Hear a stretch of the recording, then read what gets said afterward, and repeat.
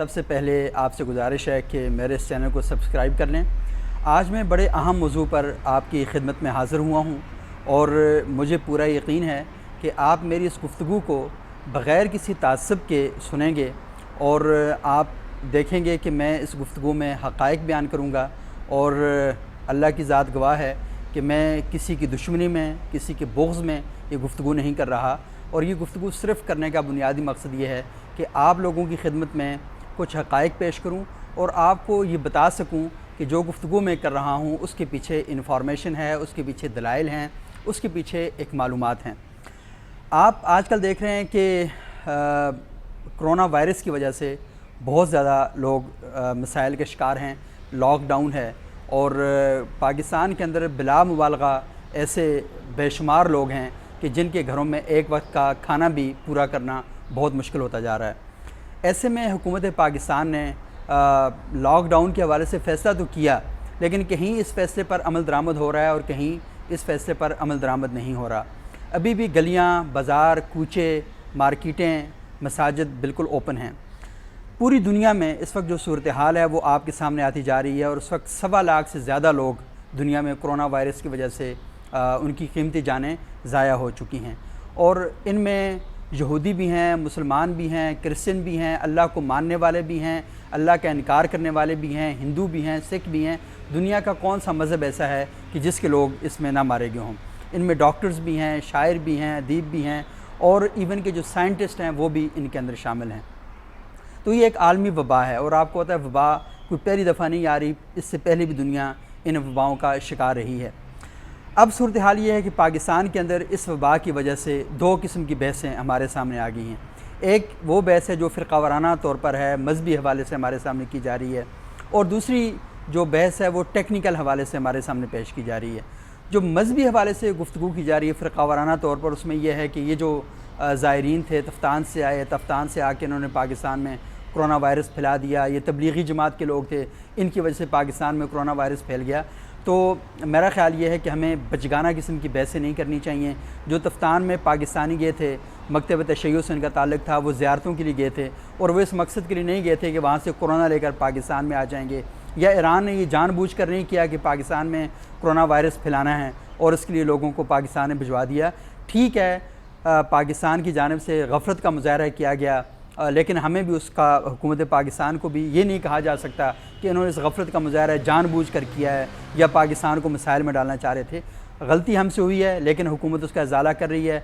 मैं ख़ुद पाकिस्तान से बाहर था, जब पाकिस्तान के अंदर पहुँचा हूँ, रोज़ाना मुझे आर्मी का जो कोरोना रिलीफ सेंटर है उसकी तरफ से कॉल्स आती हैं, मुझसे पूछा जाता है कि आपको बुखार तो नहीं है, आपको खांसी तो नहीं है, और मुझे ये कहा गया है कि आपने अपने घर से बाहर नहीं निकलना और 14 दिन अपने घर के अंदर रहना है। मैं अपने पेरेंट्स से, मेरी बहुत शदीद ख्वाहिश है कि मैं उनसे मिलने के लिए जाऊं, और क्योंकि मेरे वालिद साहब की तबीयत भी ठीक नहीं रहती, वालदा भी बहुत याद करती हैं, लेकिन इस वजह से नहीं जा रहा कि ये ना हो कि मेरी वजह से खुदा न ख्वास्ता उन तक कोई बीमारी चली जाए या हमारे जो चाहने वाले हैं उन तक कोई मसला हो जाए। तो मैं बिल्कुल अपने आप को अपने घर में, मैंने इस्लामाबाद में क़ैद करके रखा हुआ है।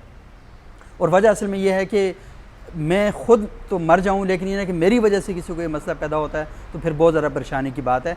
लेकिन हुकूमत पाकिस्तान बहरहाल भरपूर तरीके से कोशिश कर रही है, कंट्रोल करने की कोशिश कर रही है, और इस वक्त हमें इल्ज़ाम तराशियों से, एक दूसरे पर जुगते मारने से बाहर निकलना चाहिए।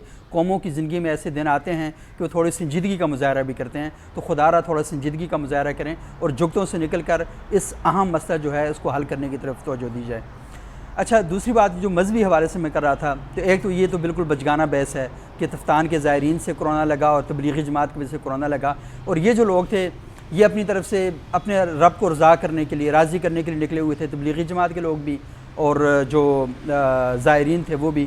तो ये खुदा की रज़ा के लिए गए थे, बीमारी इनको लग पड़ी और ये को खुश थोड़ी हो रहे थे कि इनको बीमारी लगे और ये करें। तो बहरहाल ये तो बिल्कुल एक लायानी, बेईमानी और बिल्कुल बचगाना किस्म की बहस है। अच्छा, अब दूसरी बहस इसके अंदर ये स्टार्ट होगी पाकिस्तान के अंदर कि हुकूमत जहाँ राशन तकसीम कर रही है वहाँ तो पाबंदियाँ नहीं लगा रही, यूटिलिटी स्टोर खुले हैं, मार्केट्स खुली हैं, बाज़ार ओपन हैं, और लेकिन पाबंदियाँ सिर्फ मसाजिद के ऊपर लगाई जा रही हैं। तो मेरा ख़्याल है कि ये बात बिल्कुल दुरुस्त नहीं है।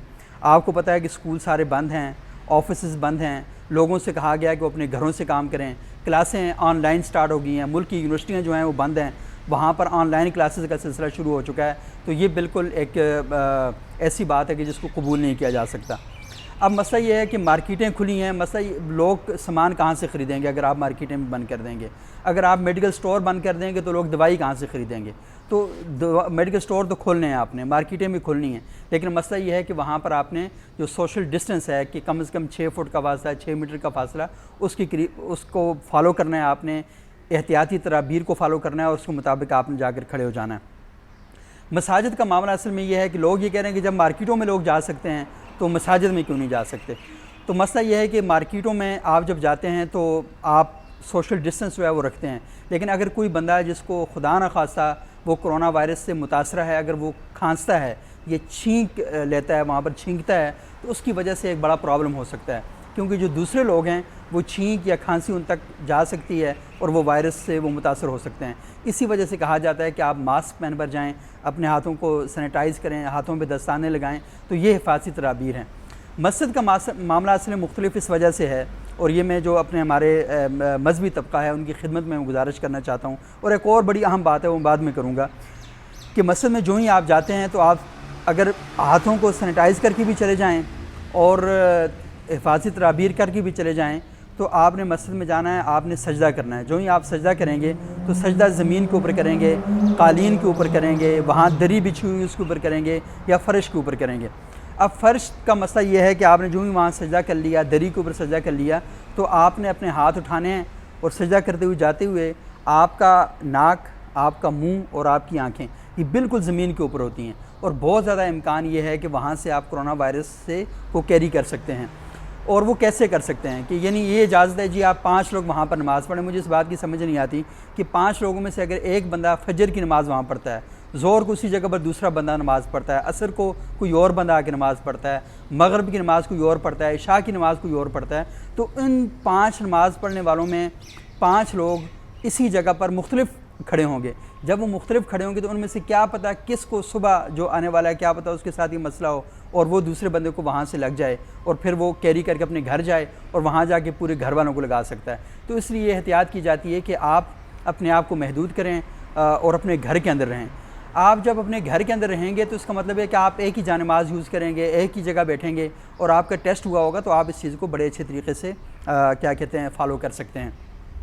ऑफिस का मसला असल में यह है कि मैं अगर अपने ऑफिस में जाता हूँ तो मेरी एक सीट है, मेरा कीबोर्ड है, मेरा सिस्टम है, वो पड़ा हुआ है और मैं उसी के ऊपर बैठता हूँ, उसी पर काम करता हूँ, उसको कोई और दूसरा बंदा छूता नहीं है। और ऑफिस के अंदर जो डिस्टेंस है वो भी रखा जा रहा है। और आपको पता है कि मीडिया के दफातर के अंदर जहाँ पहले 50 लोग आते थे, सारा अमला काम करता था, वहाँ पर अब यह है कि 10 लोगों को बुलाया जा रहा है और बाकी लोगों को छुट्टी दी जा रही है कि आप अपने घरों में जाएँ और वहाँ से जाकर काम करें। वो ख़बरें वहीं से फ़ाइल करते हैं अपने लैपटॉप के ज़रिए और वहाँ से काम करते हैं। लेकिन जिन लोगों को कैमरे के सामने आना होता है, प्रोग्राम करने होते हैं या कैमरा मैन है, उनको बुलाया जाता है कि वो आएँ वो आकर करें। लेकिन मैंने बाज़ जगह पर देखा कि कैमरा मैन भी एहतियात का मुजाहरा नहीं कर रहे और बहुत जमघटा बना के खड़े हो जाते हैं। किसी एक को अगर कोई प्रॉब्लम हो जाता है तो सबको फिर वहाँ से प्रॉब्लम हो जाएगा। लेकिन मार्केट का और कारोबारी जगहों का और मामला है और मस्जिद का मामला और है। मस्जिद में आप सिर्फ़ और सिर्फ इबादत के लिए जाते हैं। इन हालात में इबादत आप अपने घर के अंदर भी कर सकते हैं और पूरी दुनिया के अंदर ये सारी प्रैक्टिसेस हो रही हैं। मंदिर बंद हैं, चर्च बंद हैं, गुरुद्वारे बंद हैं, सिनेगॉग बंद हैं, मसाजिद बंद हैं, मस्जिद अल हराम और मस्जिद नबी बंद हैं, मस्जिद अक्सा बंद है और ये सारी मसाजिद बड़ी बड़ी सारी बंद हैं। मैंने तुर्की का पहले भी बताया था कि तुर्की के अंदर ये हो रहा है कि 86,000 मसाजिद हैं, सारी मसाजिद हुकूमत के हुक्म के मुताबिक बंद हैं। ईरान के अंदर तमाम इबादत गाहें बंद हैं और तुर्की के अंदर तो ये है कि मसाजिद में अज़ान होती है और लेकिन नमाज़ पढ़ने के लिए कोई नहीं आता, वहाँ नमाज़ बाजमात नहीं होती। और इशा की नमाज़ के बाद हर मस्जिद का इमाम लाउड स्पीकर ऑन करके लोगों को ये बात बताता है, समझाता है कि कोरोना वायरस है, ये एक वबाई मर्ज़ है, आपने इस मर्ज़ से कैसे बचना है। कुरान और हदीस की तालीमात इस मर्ज़ से बचने के लिए हमारी क्या रहनुमाई करती हैं, हुकूमत और डॉक्टर इस बारे में क्या बात कर रहे हैं। फिर वो वहाँ पर सब के लिए दुआ करते हैं, दुआ के बाद दुरूद शरीफ पढ़ के उस मजलिस का इख्तिताम कर देते हैं और लोग अपने घरों में बैठकर उस दुआ पर आमीन कह रहे होते हैं।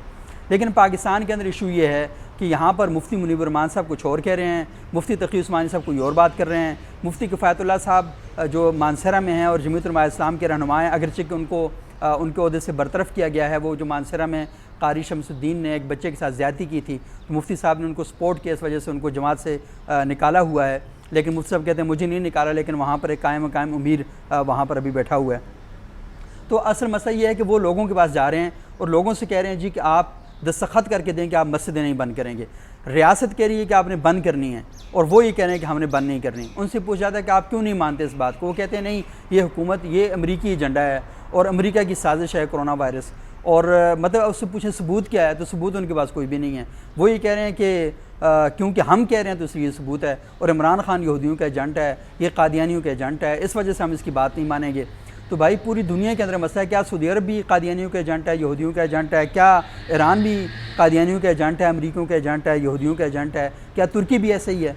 तो आपकी बातों में कोई दलील नहीं है, कोई रब्त नहीं है, और आप इंसानियत को इस मौके के ऊपर एक ऐसी वबा की तरफ धक्के मार के लेके जा रहे हैं कि आपको मतलब कि थोड़ा सा इस बारे में गौर करना चाहिए। आपका मैदान मज़हब है, आपका मैदान तिब नहीं है। अगर मज़हब आपका मैदान है तो वहाँ पर बैठकर आप लोगों की रहनुमाई करें, लोगों को इस अज़ाब से बचाने की कोशिश करें। और फिर आप दूसरी बात ये करते हैं जी कि नहीं, ये अल्लाह का अज़ाब है।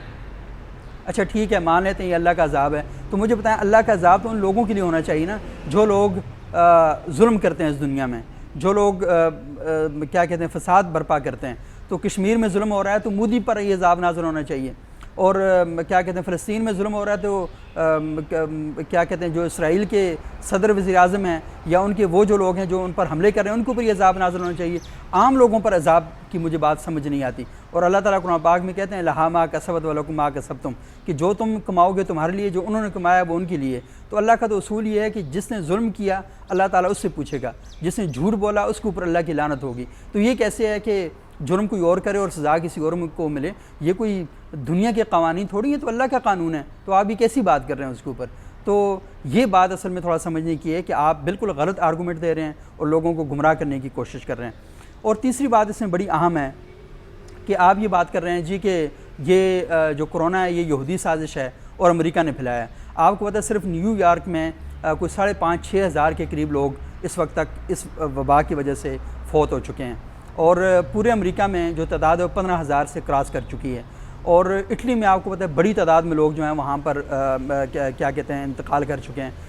मेरे एक दोस्त हैं वहाँ इटली में होते हैं और उन्होंने मुझे बताया कि आज से कुछ 1.5 महीना पहले मतलब महीना पहले उन्होंने PhD किया, तो रात को दोस्तों ने पार्टी कर ली और सारी रात वो वहाँ पर नाचते रहे, सब कुछ करते रहे।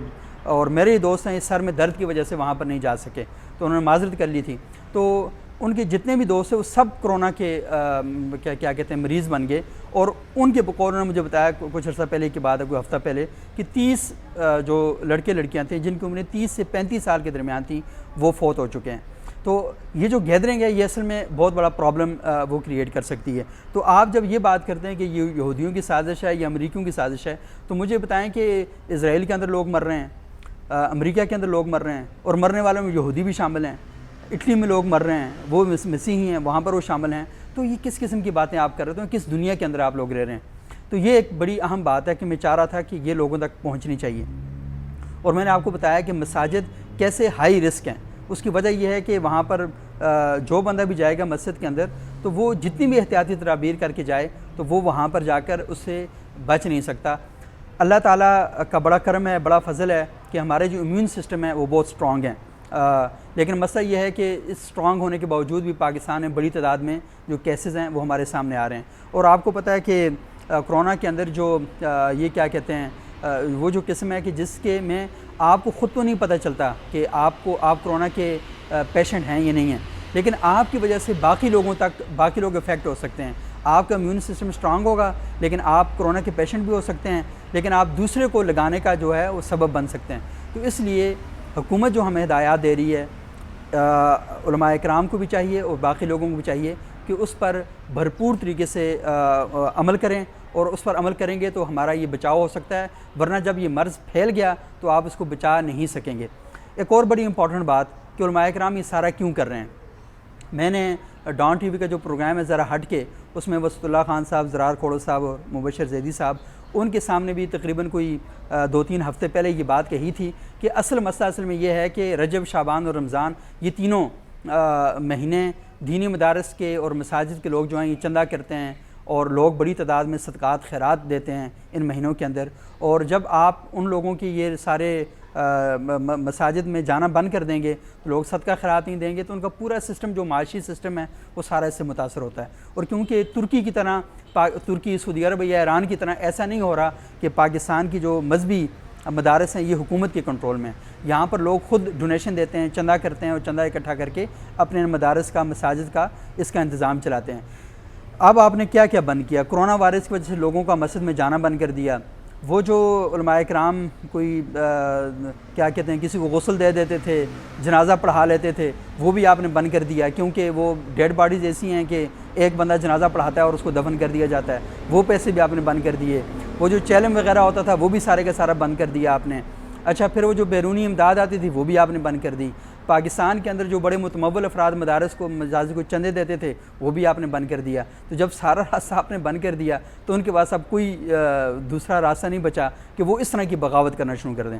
तो इसके पीछे मज़हब की मोहब्बत कम और वो जो इशू जो उनका अपना है बुनियादी तौर पर वो बड़ा अहम रोल प्ले करता है। मौलाना फजल रहमान साहब का बहुत ज़बरदस्त बयान आया। उन्होंने अपनी जमात के अहम लोगों को बुलाया, उनको इकट्ठा किया और उनके सामने सारा मसला रखा और कहा जी कि बिल्कुल लोगों को घरों में रहना चाहिए, हिफाजती तदाबीर इख्तियार करनी चाहिए और इस मुश्किल वक्त में हुकूमत का साथ देना चाहिए। और मौलाना फजल रहमान साहब ने उनकी जो जमात की एक ज़ेरी तंजीम है अंसारुल इस्लाम, उनको बाकायदा ये हुक्म जारी किया कि आप हुकूमत के साथ जहाँ जहाँ इंतज़ामी से तावन करना है वहाँ पर जाकर आप तावन करें। और मौलाना राशिद सोमरो साहब जो जमीयत उलमा इस्लाम के बड़े अहम और बड़े ज़िम्मेदार रहनुमा हैं, वो रोज़ाना लोगों की बड़ी खिदमत भी कर रहे होते हैं और उन तक खाना पहुँचा रहे हैं और बड़े ज़बरदस्त काम कर रहे हैं। अल खिदमत फाउंडेशन जमात इस्लामी का एक ज़ैली इदारा है और बहुत ज़बरदस्त तरीके से वो पूरे पाकिस्तान में बिला इम्तियाज़ रंगो नस्लो मज़हब लोगों की खिदमत कर रहा है और बहुत भरपूर तरीके से काम कर रहे हैं। और उनके 2 डॉक्टर कोरोना वायरस के मरीज़ों का इलाज करते हुए इसमें शहीद भी हो चुके हैं, उन्हें जान कुर्बान कर दी है। ख़ुद सिराजुल हक साहब के बेटे हैं मिराजुल हक साहब, मैंने देखा कि वो कोरोना के जो पेशेंट हैं, जो मुतासरा लोग हैं, उनकी खिदमत किस तरीके से कर रहे हैं और बड़े एक्टिवली और मुतहर्रिक अंदाज में वो ये सारे काम कर रहे हैं। अच्छा, इसके अलावा और भी कई तंजीमें हैं, लोग इनफरादी सतह पर काम कर रहे हैं। हमारे कई दोस्त हैं वो रोज़ाना लोगों की खिदमत कर रहे हैं, उनके घरों में राशन पहुँचा रहे हैं, सारा ही काम कर रहे हैं। लेकिन इस सारे अमल में ये अमल कभी भी नतीजा खैर साबित नहीं हो सकता जब तक आप 2 काम नहीं करते। एक तो मसाजिद जो हाई रिस्क हैं उनको रज़ाकाराना तौर पर उलमाए किराम को चाहिए कि इस वक्त बंद कर दें और उनका जो मुतालबा है वो हुकूमत से पेश करें, क्या कहते हैं, इंतज़ामिया के सामने लेकर जाएँ और उलमाए किराम की खिदमत में रखें और उनसे कहें जी इस मसले का हमने कोई ना कोई हल निकालना है। इंसान बचेगा तो आप उसके लिए कोई हिकमत अमली इख्तियार करेंगे। और दूसरा ये कि सोशल डिस्टेंस जो है उसको रखें। ये मैं देख रहा हूँ कि फ़िरदौस आशिक अमान साहिबा मजमे के अंदर खड़ी हैं और लोगों को चीज़ें दे रही हैं और गपशप लगा रही हैं और मास्क भी नहीं पहना हुआ, और वो जो सामने खातून है उसने मास्क पहना, ख़ुद उन्होंने मास्क नहीं पहना हुआ। तो ये हिफाज़ती तदाबीर नहीं है, आप इनको फॉलो नहीं कर रहे। तो हुकूमत को चाहिए कि अपने अमल के ज़रिए लोगों को बताए कि उन्होंने किस तरीके से जो हिफाज़ती तदाबीर हैं उनको इख्तियार करना है। बहुत अच्छा जुमे का जो गुज़श्ता जुमे को ईवान सदर में जुमे का जो नमाज़ पढ़ी गई, तो नूरुल्लाह कादरी साहब जो वफाकी वज़ीर मज़हबी अमूर हैं, ख़ुद एक आलिम दीन है, उलूम इस्लामी, उन्होंने PhD की है और पेशावर में जामिया जुनैदिया गफूरिया उसके मोहतमिम भी हैं और गालिबन खैबर पख्तूनख्वा की जो सबसे बड़ी मस्जिद है ज़रगूनी मस्जिद, उसके इमाम और ख़तीब भी हैं। तो उन्होंने वहाँ जुमा पढ़ाया और एक फ़ासला उन्होंने रखा और सदर साहब ने, स्पीकर कौमी असम्बली ने, चेयरमैन सेनेट ने, उन्होंने उनकी इक्तदा में नमाज अदा की और बिल्कुल एक फ़ासला वहाँ पर रखा गया था। उसका बहुत ज़बरदस्त लोगों तक जो है वो पैगाम पहुँचा।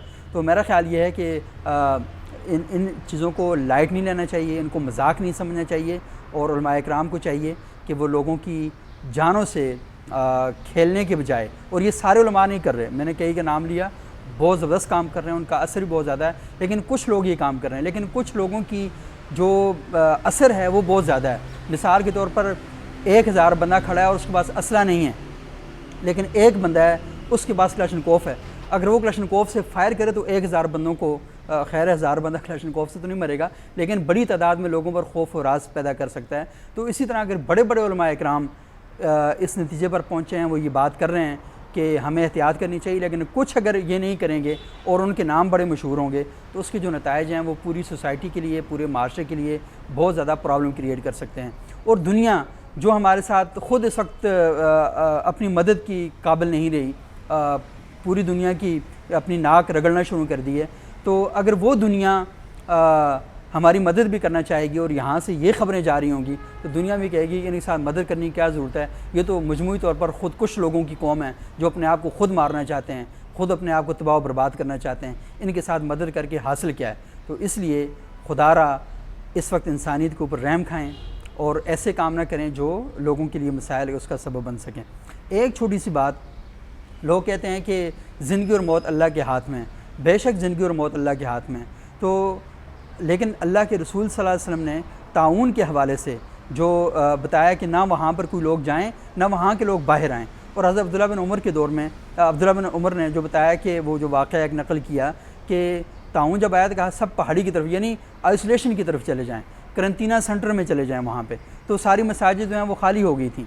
इस वक्त पूरी दुनिया के अंदर सारी इबादतगाहें खाली पड़ी हैं, लेकिन लोग दुआ कर रहे हैं, लोग इबादतें कर रहे हैं, अपने घरों में नमाज़ें अदा की जा रही हैं, लोग अल्लाह के हुज़ूर गिड़गिड़ा कर अपने गुनाहों की माफ़ी भी मांग रहे हैं और उस बीमारी से और वबा से जान छुड़ाने के लिए भी दुआएँ कर रहे हैं।